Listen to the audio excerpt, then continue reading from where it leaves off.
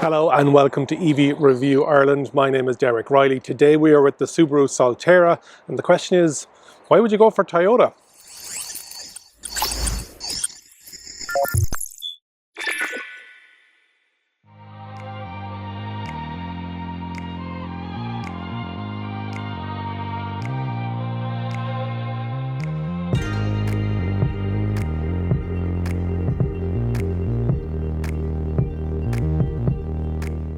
Have some notes with me because I didn't think I was going to be looking at this car today, so it's great to have the chance to get in and have a look around it. It's a static review. We're going to have a walk around the outside but also have a look on the inside. We won't be taking it out for a drive today, but we will be coming on the channel soon. If you haven't already, please subscribe to the channel. We're on a drive to 12,000 subscribers before the end of 2022. So we have the Subaru Solterra, as you can see, very similar in styling to the Toyota BZ4X, which is a 50-50 partnership with regards to how they've developed it out. So let's have a look around the outside at you've got that Subaru badge in the front, you've got that 360 camera off-center. Some people are a bit OCD about that. And you've got this kind of a black gloss around the grille element to it.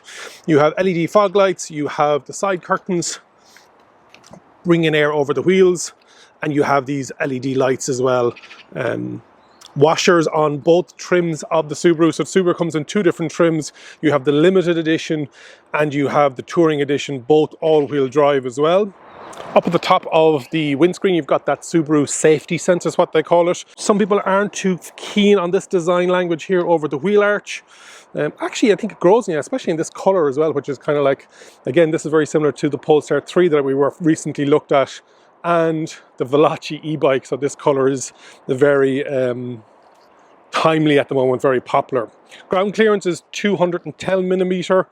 You've got that wheel arch extensions that we talked about over here.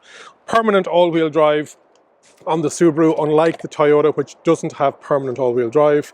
7 kilowatt on AC, and DC goes up to 150 kilowatts. Power folding door mirrors, great big size as well, glass black with that indicator built in and that 360 camera in underneath.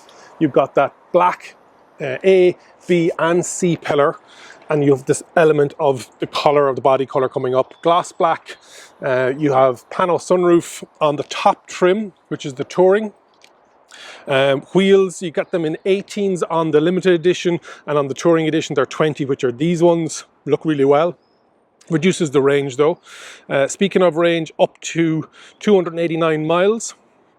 As I've only got the UK, so on the bottom of the screen I'll put the kilometers down at the bottom. It's a 71.4 kilowatt hour battery, towing capacity of 750, fast charging in 30 minutes, up to 80% if you can get that 150 kilowatt DC.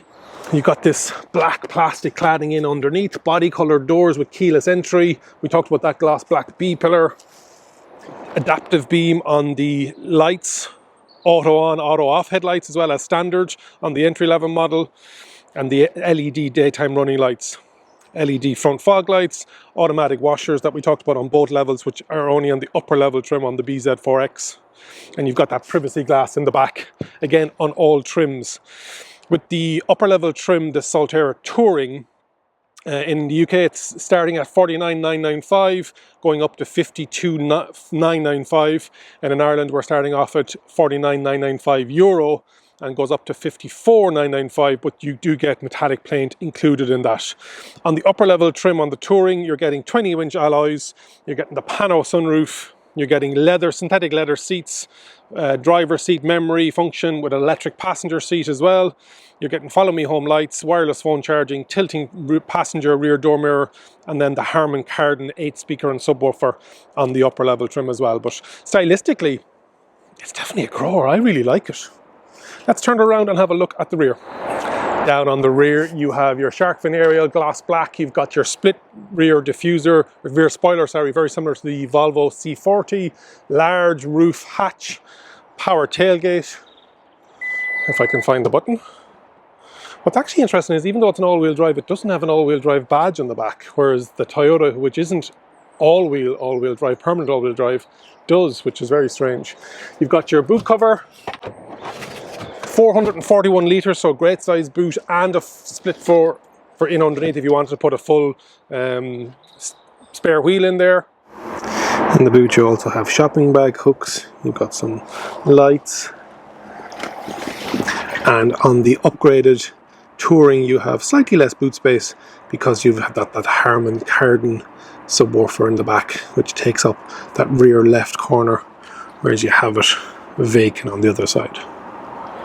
You've got your 360 cameras and your reversing camera, so there's 2 cameras on the back of this here, and tiniest little black glass spoiler at the back. I like the design. I know it's very similar to the Toyota, but if you didn't want a Toyota you could have a Subaru instead.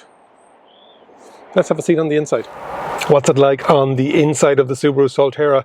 For those of you who are subscribers to the channel, if you haven't already subscribed, please do so. You'll know that I would have seen this back in March, the BZ4X version of this, and very similar. The only thing that Subaru aren't going to do is have the yoke steering wheel, and they also have pedals behind the steering wheel, but that starts the door. So memory seats, 2 presets. You've got your automatic, when you reverse on the limited edition, sorry, on the touring edition, the passenger mirror points down, but you have the ability to automatic fold and unfold, adjust the wing mirrors, and also the lock unlock of the doors, lock the windows, and all 4 buttons. Over my right knee you've got the button for the power tail lift, and you've got automatic headlights button, as well as a small little pocket and the opening for the front. There is no frunk inside in the Subaru Solterra. It's not a very conventional dash design because it is kind of set back, and it is the driver cluster is 7-inch driver cluster. It's actually, I probably wouldn't mind a flat top steering wheel, but I know for driving, and Subaru is very much all about that driving with that all-wheel drive. But you can see everything over the top of it. I'm 6'2", 188 centimeters. So on the display itself, it has the speed on the right, and then other information with regards to doors open, navigation, etc. on the left, handbrake on, seatbelts off, etc., etc.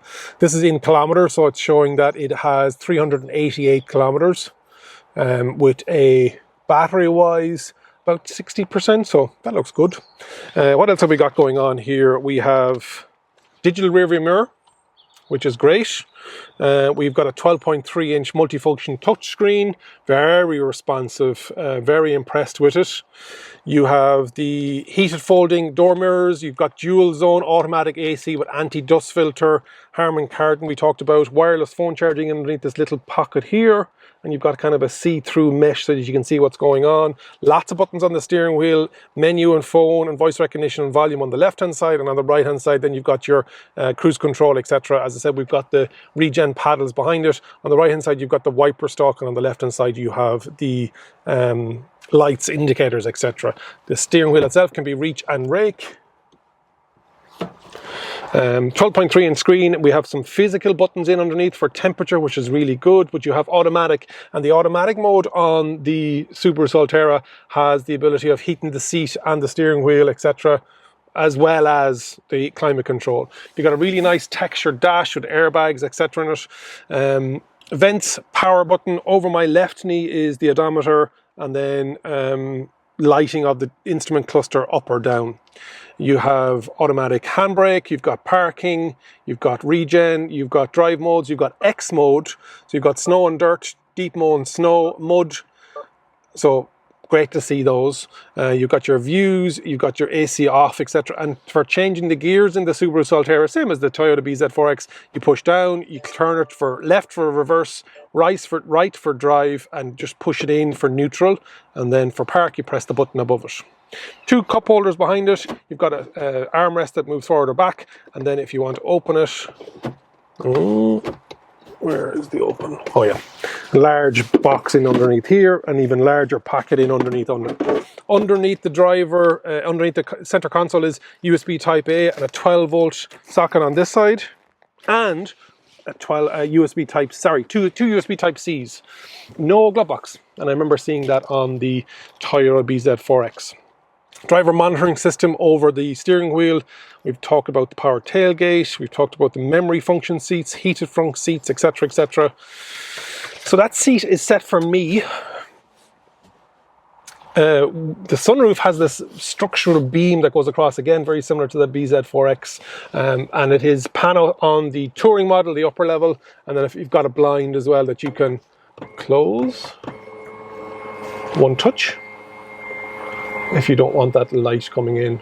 Nearly a flat floor in the back, small, maybe like 2 centimeter of a ridge. Nice seats. You've got your center armrest, 3 headrests, 2 Isofix points. Nice sculpted seats, so you're not taking up too much of the visibility. Heated seats as standard in the back, 3 different levels, vents, and 2 USB type C's. Windows go tinted, privacy windows all the way down. Good and fast as well. Try that again. Yeah, they're not hanging around. Headroom is good, 2 or 3 centimeters. Legroom, plenty of space in underneath the driver's seat, and 2 or 3 centimeters there as well. Yeah, nice place to be in the back of this. Bit of gloss black going on around the place. Bit of a fingerprint magnet, but for the money, for an all-wheel drive, for this level of spec, when you put it up against the likes of the Volkswagen ID4, ID5, the all-wheel drive GTX, yeah, this will be a good car for Subaru. Hopefully you've enjoyed my first look around the Subaru Solterra.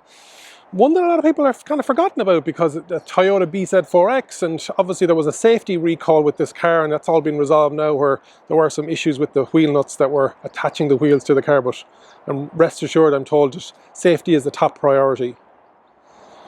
I like the look of it. I'm looking forward to driving it. I'm told once you drive a Subaru, you never go back. Let me know in the comments what you think. Is this going up against the likes of the Ioniq 5, the Kia EV6, the Q4 e-tron, the VW ID4, ID5? Yeah, I definitely think it should be on one that you should consider anyway. Go and have that test drive. Like the video, hit the subscribe button and leave a comment. And remember, if you think an EV is for you, leave it to me and I'll review. Thank you very much for watching.